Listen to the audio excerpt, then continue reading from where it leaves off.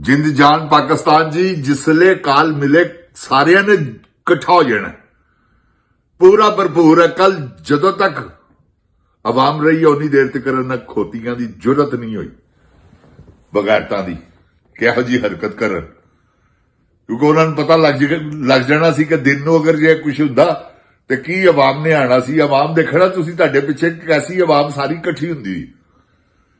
Adiala jail जिहड़ी है ना, इन्हां दी मौत बन गई है। करन हाँ इमरान खान नूं अडियाला जेल तो इधर उधर ते देखो कि तूफान उठते ने पूरे पाकिस्तान च। जिन जान पाकिस्तान जी बगैरत लोग ने एवें ही पता नहीं किहड़े चक्करां दे विच ने। औज़ बिल्लाह मिनश शैतानिर रजीम, बिस्मिल्लाहिर रहमानिर रहीम, रब्बे ज़िदनी इल्मा।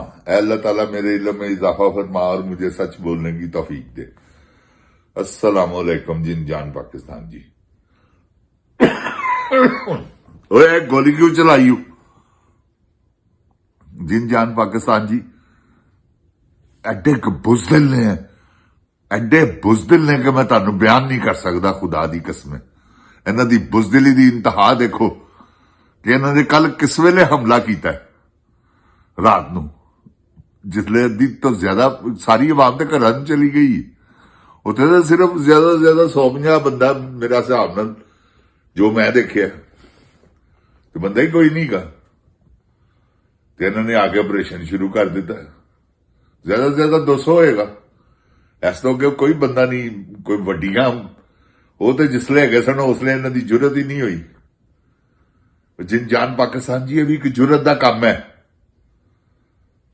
आवाम ते गोली चलाना, आवाम ते पानी ठंडा सुटना, पुलिस वाले दे दिल नहीं करते, मगर वो मजबूर ने खच कवीन तो, क्योंकि खच कवीन ने सारा पुआड़ा ही खच कवीन दा है।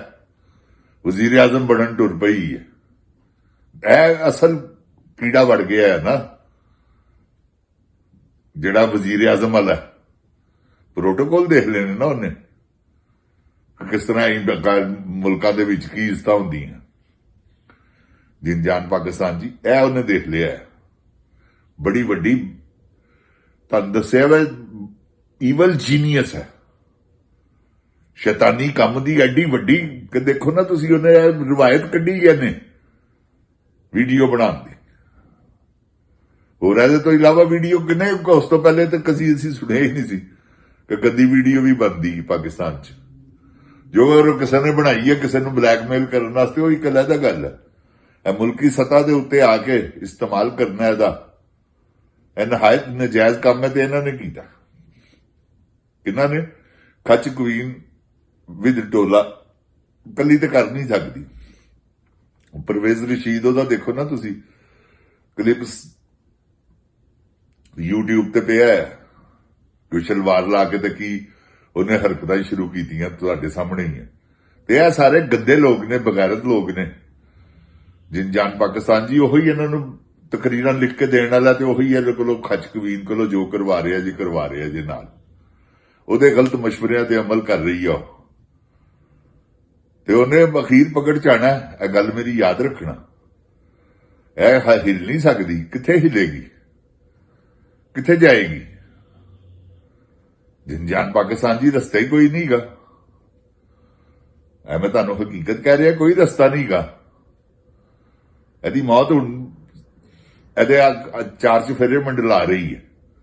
यह जिहड़ा सानिया कीता ना इन्हें मुरीद के वाला 26 नवंबर ते है ही है, लेकिन यह जिहड़ा सानिया कीता ना, यह तुसीं समझ लवो यह एक बड़ी वड्डी प्लैनिंग नाल होया। ते प्लैनिंग ओहदी च भी बड़ी वड्डी सी। पहले आके इन्होंने कहा यार सरेआम कि गोली चलेगी, इन्होंने असीं मार देंगे। इन्होंने कहा नहीं, यह तो तारड़ का बयान है, मोहसिन नकवी का है, ख्वाजा आसफ का है। इन्होंने सारिया बगैरतां ने बकायदा सारा बयान दिते हैं। तुसीं वाडा दी बगैरती नहीं देखते पे, खाल खींच लेंगे तो जुबानों के तलवे बनाएंगे, फैंटा लगाएंगे। एक लैंग्वेज है। सैनेटर चोर दे पुत्र नूं पता नहीं किस चोर दे बच्चे ने बनाया। जिन जान पाकिस्तान जिंदाबाद, जिन जान पाकिस्तान दी अवाम जिंदाबाद, इमरान खान जिंदाबाद। अस्सलाम वालेकुम। ओए गोली क्यों चलाई?